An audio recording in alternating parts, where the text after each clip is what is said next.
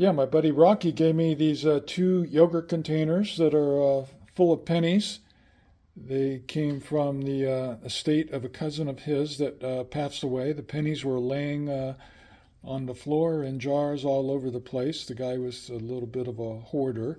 Anyway, I'm weighing them now, and they weigh 8 pounds. So I want to see how many of these are copper. The Lincoln cent pennies produced before 1982 were composed of 95% copper and 5% zinc. After 82, the composition changed to 97.5% zinc and 2.5% copper. 82 was a transition year where some were minted as copper and others came out as zinc. A lot of people I know call zinc pennies zinkins. So what's the big deal with copper pennies? Well, with copper at around $4 per pound, the metal value is over 2.5 cents per coin. The value of zinc is around $1.30 per pound, so a zinkin has a melt value of about 3/4 of a penny. So let's separate out those copper pennies. There's a few ways to do it. One is to just look at the date. That's easy enough. Another way is to weigh each penny. A copper penny weighs about 3.1 grams, zinc 2.5 grams. Comes in handy for those 82 pennies. And if we're doing it in volume, you can use a penny sorting machine. I have one that's been in storage for over 10 years. Let's pull it out and see if it works. Right, I've had this thing in storage for probably the last 13 years. I had a nephew that really enjoyed sorting pennies and finding the older ones. This one, I mean, look how much dust is on it. It has not been used. I'm going to see if it still works. It's called a Rydell penny sorter. There's the serial number. I also found some pennies in the box, probably from that period of time, still in rolls. So let's see if it works. So it's kind of interesting the way this works. There's like a little metal detector in the electronics there. And so this isn't based on weight, but on the conductivity of the metal. So here I have a 1976 penny. And if it's working correctly, I'll put it through this little chute and it should go to the left side, which it did. Now, I'm going to put another penny in there. This is a year 2007 penny, which is a zinc penny. So that should go on the right side, which it did. And so up here, there's a hopper, and you can put a bunch of pennies in there. And when you turn that hopper on, it shoots them out into the chute. And one at a time, they go through that process, and it sorts up to 300 pennies per minute. So there's a switch in the back here to turn this hopper on, so we're going to do that, and we'll see what happens.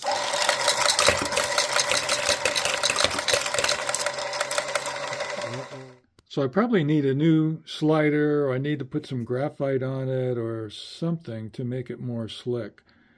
So what I'm going to do is just take a handful of coins and just kind of put them into the hopper one at a time, because when they're going down that slider, occasionally one will go slow, and then they'll get stuck on the bottom there. So anyway, we'll get it done.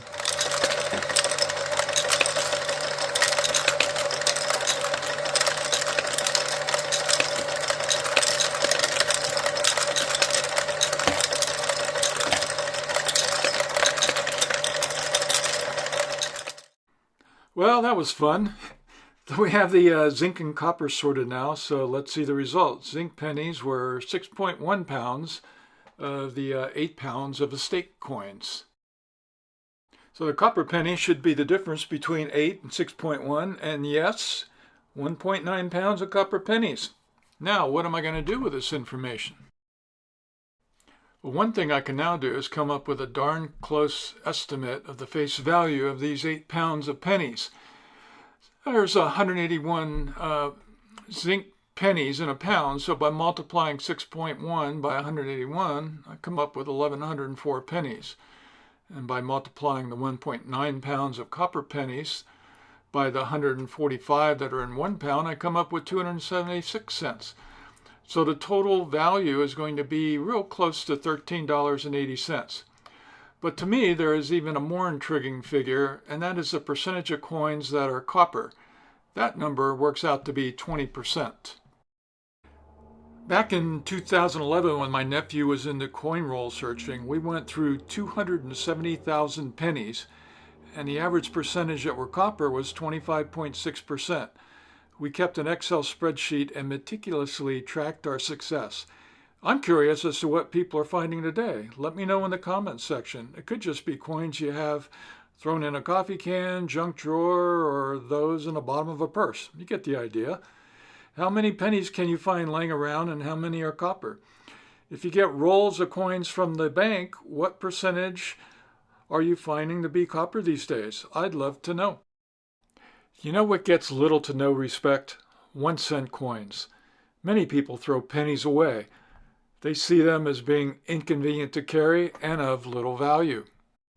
I see this disregard for pennies all the time while metal detecting. Just last week, I ran across this very limited area that apparently is frequented by homeless people. And this is what I found. Obviously, even those struggling financially can't be bothered with pennies. By the way, of the 188 pennies found at this spot, which was only 20 foot long, 5 by 5 foot wide, 28 were copper pennies. That makes the copper ratio work out to be 14.9%. It's certainly logical that the copper pennies in circulation will become less and less as they are saved and hoarded for their metal value. That means our copper ratios will only decrease over time. It's not only logical, but a monetary principle called Gresham's Law that simply states bad money drives out good. Copper coins have the higher intrinsic value relative to zinc coins, yet both are only worth 1 cent in trade. So copper coins are the good money, and in this case, zinc pennies are the bad money, causing the copper coins to eventually disappear from circulation. This all leads to what I think is a reasonable question. Why does the United States still even mint pennies? In 2024, over 3.2 billion pennies were minted at a cost of over 3 cents per coin. And these were zinc pennies. Excuse the pun, but does this make any sense? Canada stopped making pennies in 2012. Australia hasn't minted a 1-cent coin since 1990. These countries simply round to the nearest 5 cents on cash transactions.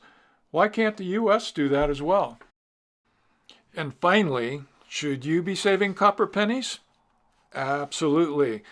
Just think about it on a larger scale. Would you be willing to put $1,000 into a base metal commodity that has a current intrinsic value of over $2,500 and that has the potential to increase even further in value in the future?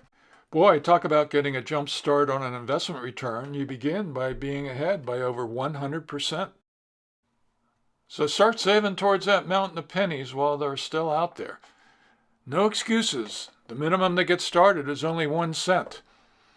And thanks for watching.